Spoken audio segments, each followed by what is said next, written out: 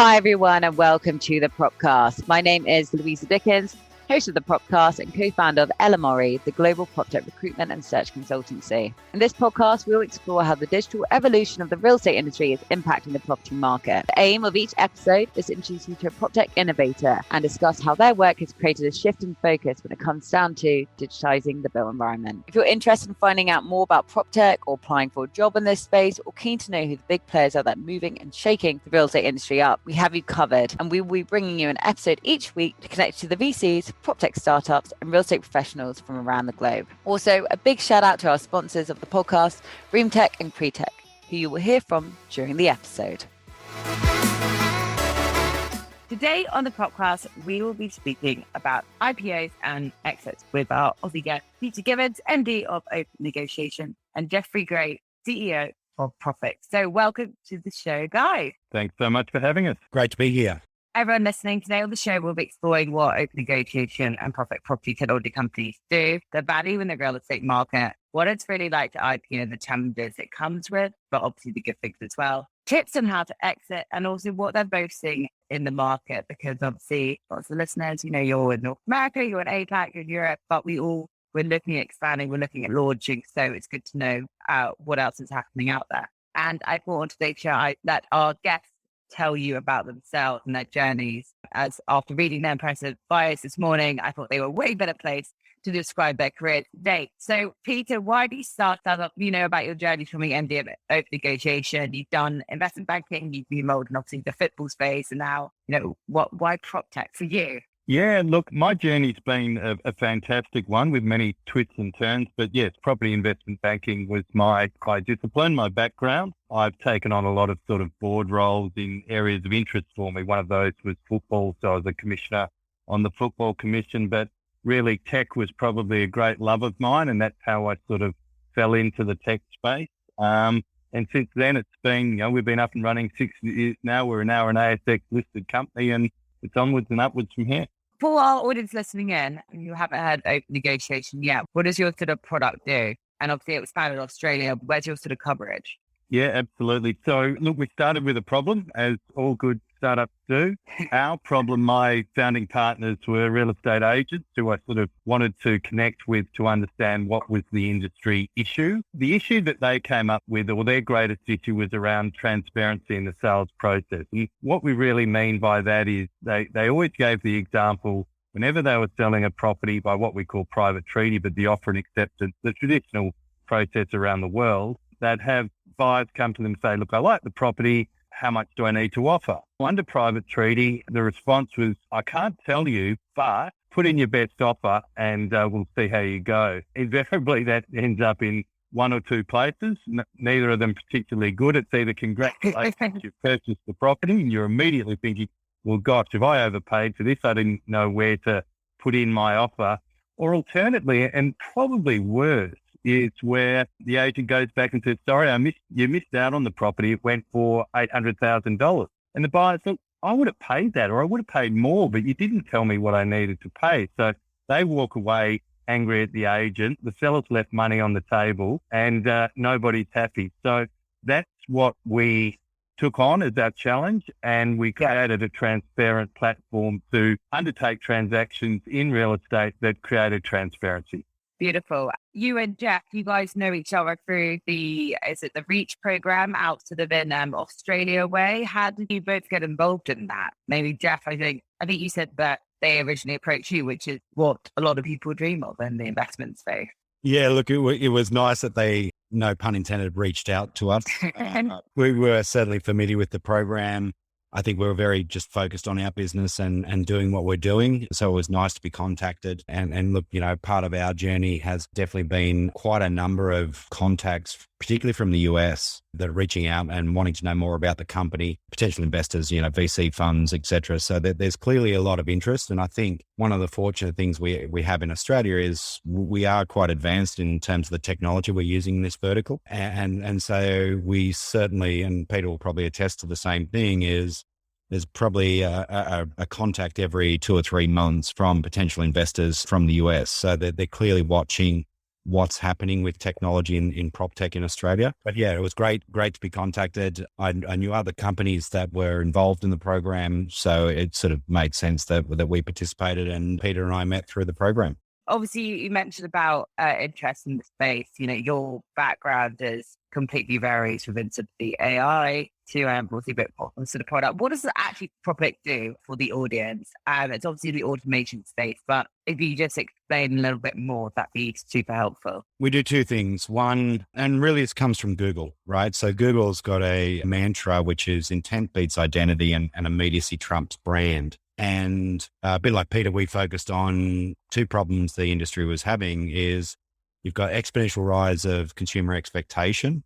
We now live in a world of immediacy, and why can't real estate businesses serve their customers 24/7 in real time? And the second thing was the industry is sitting on hugely valuable data, but it's sitting in property management systems and CRM systems, and they can't do anything with it on scale. And when we talk about scale, we think about scale across an entire country. So what does PROPIC do? We do two things. We use conversational AI to enable our customers to serve their customers in real time, 24/7 across multiple channels, email, portal inquiries, web, SMS, Facebook Messenger, etc. And then the second thing we do is we mine their data, combine it with our data, and we have algorithms that work out which consumers that they know and properties that they know have the highest propensity to transact in the future. And we drive that to an agent to be able to speak to the right person at the right time. And the system tells an agent who they need to call, when they need to call, and why they need to make that call. Beautiful. So it's just putting the people first.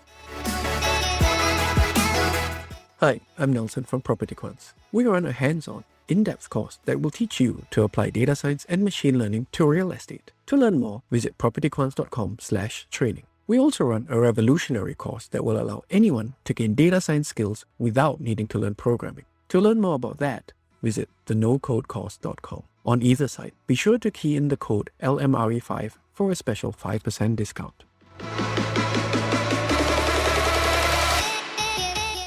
A lot of people are always scared about AI, but surely it makes the whole fragmented process a lot more simpler and quicker, which I know a lot of people are looking for. We refer to it as augmented AI, right? So it's augmenting artificial intelligence with people and letting AI do what it does best. So if a consumer inquires on a property at 10 o'clock at night or 11 o'clock at night, and 80% of all consumer inquiries for real estate happen out of work hours, 80%. So is an agent really going to respond within a second at 11 o'clock at night? No. So let AI do that, but let humans, agents, people do what they do best. That is the human connection. So we just make agents super, super efficient. And you mentioned about US investors, interested in what's happening obviously in the Australian market. So is that because your products are sort of easy to replicate in different markets on your platforms? Or what do you think the big attraction is, other than obviously the growing sort of tech scene? Forbes has estimated by 2025, 95% of all consumer interactions are going to be supported by AI technology. Real estate, residential real estate, is the largest asset class in the world. And you look at it as a vertical, it is well behind any other consumer facing vertical, arguably in the world, right? So, VCs and investors in America are hugely cognizant of the billions and billions of dollars that are being invested in artificial intelligence. They're looking at the largest asset class in the world, and they're looking at a vertical that is arguably a decade behind every other consumer facing vertical. So they're scouring the world looking for technology companies that are investing in artificial intelligence. It is the next generation of technology, and that's why they're reaching out. Well, great place to be in then. And Peter, going back to you, obviously, you recently IPO'd, was it a few months ago? It was early this year. Obviously, massive congratulations. Thank you. How did you get out to that sort of point? Lots of audience listening in, as sort of mentioned before, lots of non-founders, lots of people dream of IPOing. How did you get to that point, and what's changed since you IPO'd? So we got to that point. We'd initially raised capital. We did a seed round. We did a Series A round. Once we had proof of process that people were keen to use the platform, was then all about scale. So the best way for us to scale and take advantage is not just here in Australia and New Zealand where we currently operate, but along with Jeff, we're getting a lot of interest out of North America. In fact, we've actually just been asked into the REACH program in Canada, and we're running a trial in Connecticut. Is that with Mike and Lynn there? It is. That's exactly great. right. Oh. And like Jeff, we've been invited into their program. So for us, the IPO was all about, we've got these incredible opportunities in front of us now. They're live. What's the quickest way for us to action that? So look, there's positives and negatives to be listed. For us, it was overwhelmingly a positive on balance, particularly around securing the funding so that we don't need to worry about funding now in terms of our runway. But more importantly, we've got a very clear roadmap that needed funding to execute it. In this way, we've got the ability now not only to have those funds up front in our bank account and now being used wisely, but also being a listed company, it then creates a platform to enable future raising, so placements, etc. So it's our ability to raise money quickly as we identify and capitalize on opportunities. That's what the listings provided us. Oh, beautiful. Any tips for the audience who want to get to sort of IPO stage? Is there like a certain point where you have to gear your business up to, or structures you need to put in place? I don't know. Yeah, it's a good question because there is. The reality is being a listed entity comes with a whole layer of governance and compliance that is overwhelming. We're pretty lucky in that, with an investment banking background, I'm all about compliance and governance. I was about to say, you're very well playing. Yeah, we ran a pretty tight ship anyway, and we ran ourselves in a structure that allowed us to morph into a listed company fairly simply. But I would say don't underestimate that level of compliance and governance that is required, which of course requires money as well to ensure that you can do that. So part of the raising, you need to be cognizant that it will cost more to run your business. That said, as I say, it's the benefits of them. For example, we had seed investors, Series A investors who backed us at a time when we were an idea. So to be able to reward them with a liquidity event has meant a lot to me personally, because they were the ones who backed us, and you always like to give back. I think you need to be very cognizant when you're the custodian of other people's money to take that very, very seriously. So the listing has also provided us the ability for everyday investors to get involved in the business. So that for us is pretty exciting. When investors sort of buy into the roadmap and the dream and where we're going, small investors can get involved. It's just not for the big end of town. Awesome. And Jeffrey, obviously you've had a previous successful exit as well. You haven't just been in PropTech your whole life. Not many people have.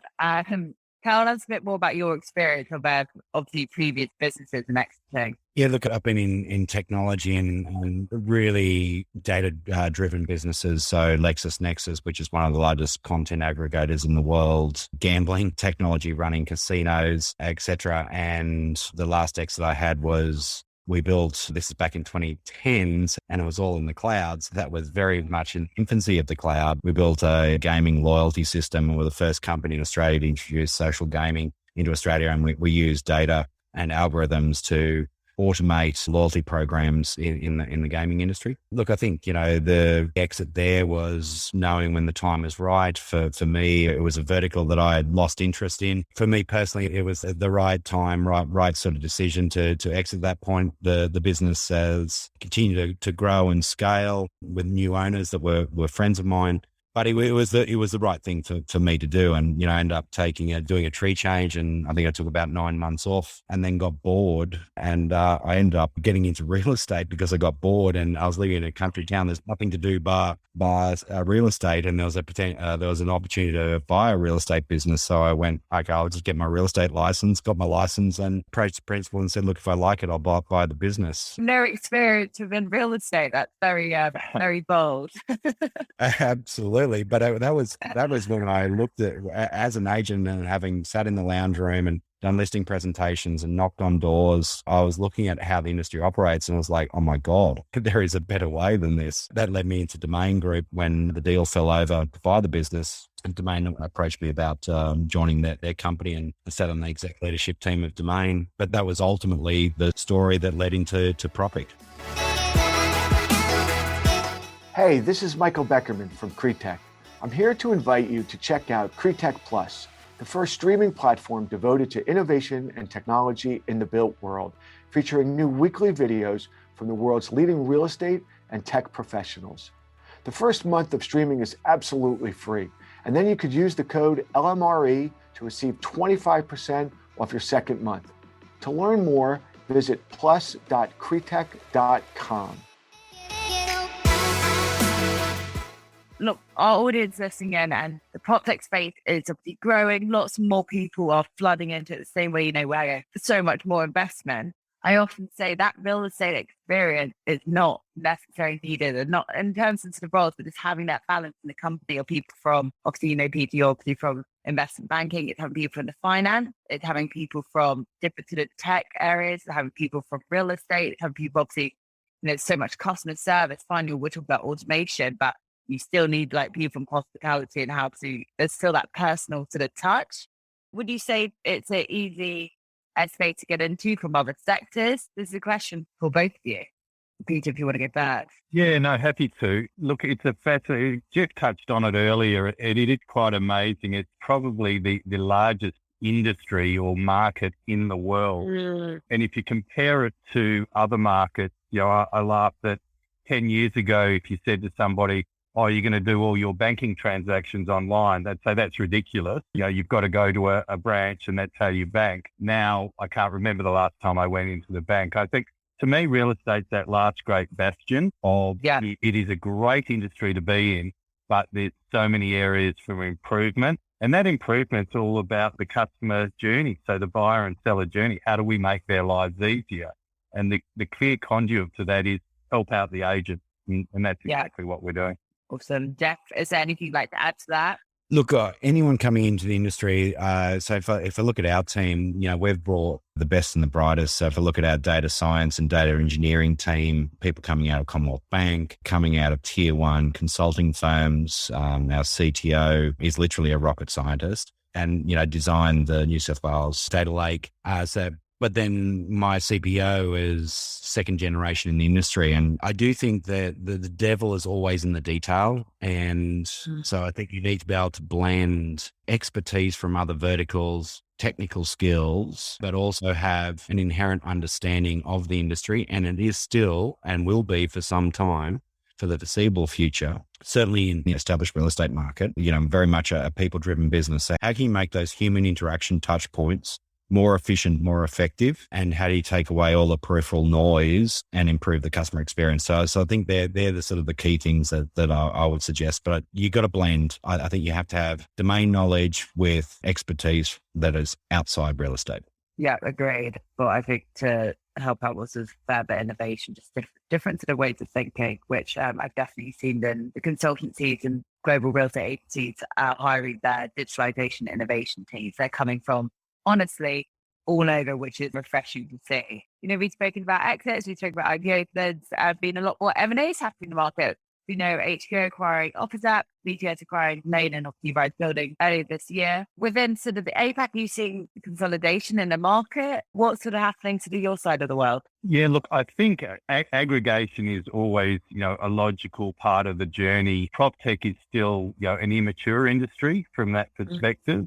I think we are starting to get to a critical size whereby there are interests from larger players around amalgamation. There certainly has been some M&A activity in the industry, and also coupling up sort of larger players in the industry taking a stake in smaller players in the industry. And I guess that's a hedging bet type strategy whereby a number of the larger players are taking interest in varying areas. I guess that's the beauty of PropTech. It's such a wide and interesting industry. It's everything from the transactional piece, which is the part that we're involved in. Jeff is very much around the data piece and providing information to make a reasoned decision. So investment can be across a wide spectrum, which is within the umbrella that is called PropTech. Has there been any sort of M&A sort of on your side of the world as well within well, I guess across any of the verticals you've seen? Yeah, look, we're starting to see groups that are amalgamating, but as I say, there is been probably fewer straight buyouts, although there are some. There's been probably more investment into up-and-coming Proptechs by larger groups. And then since you both entered this space, what are the maybe major changes you've seen in the market? And this could be in terms of obviously, we've already covered investment, but in terms of adoption and uptake of probably clients and people taking this seriously and seeing this as a proper asset class. You see clients a lot more sort of receptive. I don't know, are you guys still in lockdown now? Obviously for a lot of businesses that has slowed things down, especially obviously in the rental space. But what are the major trends and shifts you've seen?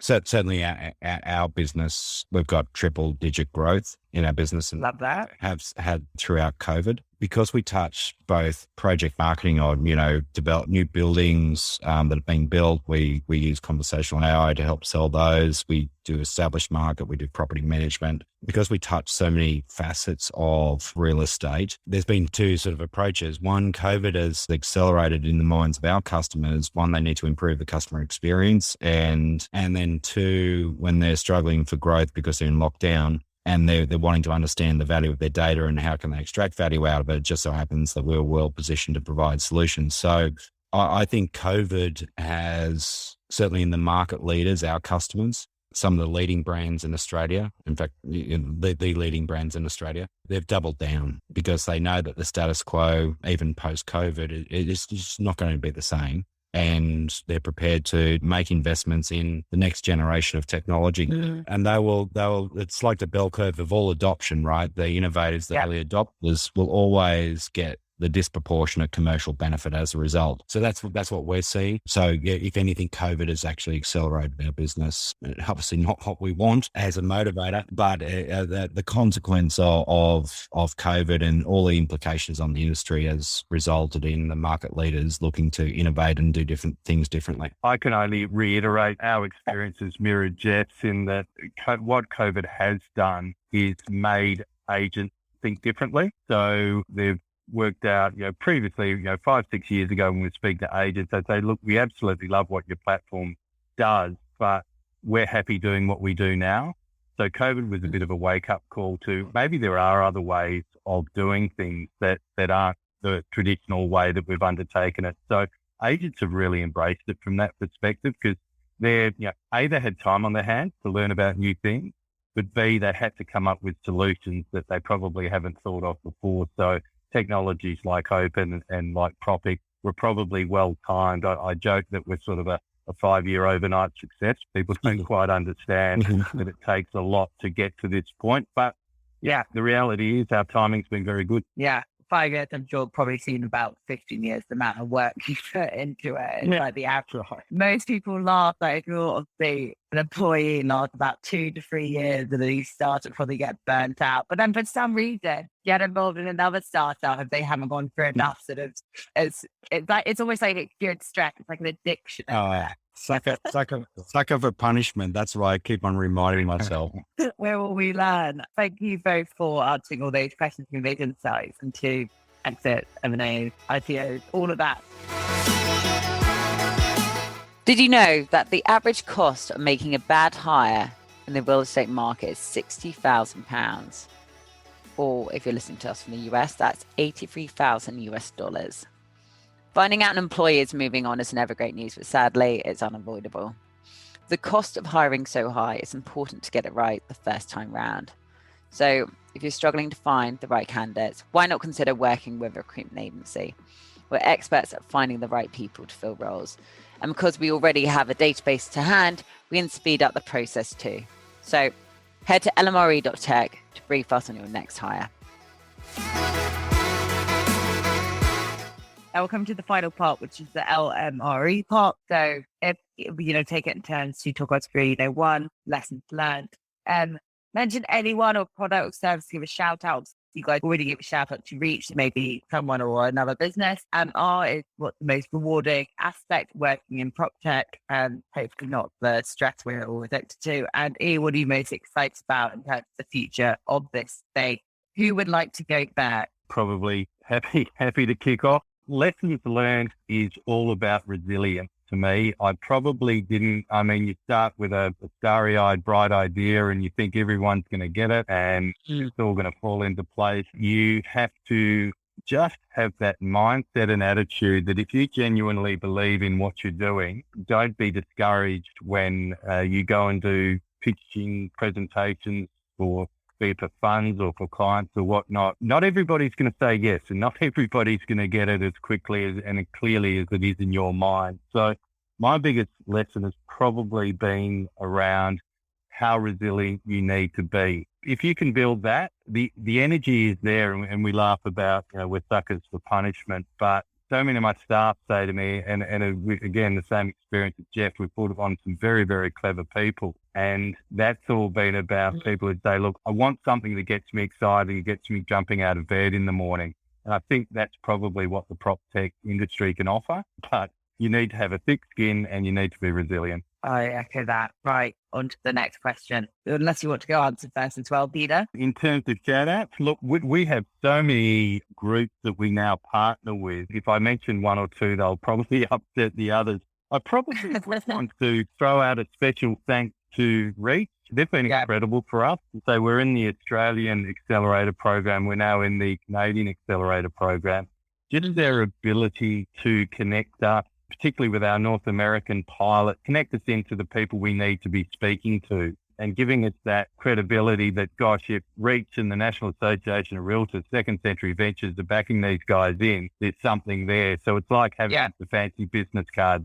Jeff, what about you? Anyone you want to give a shout out to? Yeah, look, I concur with Peter with Reach. We've got a lot of value out of the program. I think also Ash from Active Pipe, Australian-based company. Yeah. Growing rapidly in America. Ash and I have known each other since my time at Domain Group when I ran all of the sort of tech and data businesses there. But he's always been someone, I've been able to pick up the phone to, he's got a lot of success and a lot of bruises on the way through. So, his counsel at times when we've spoken has been valuable. And I think the fact that you can have founders, Australia's a relatively small market, and the fact that you can have founders that sort of collaborate. And the other one is MRI, where we've done a partnership with the MRI group based out of America.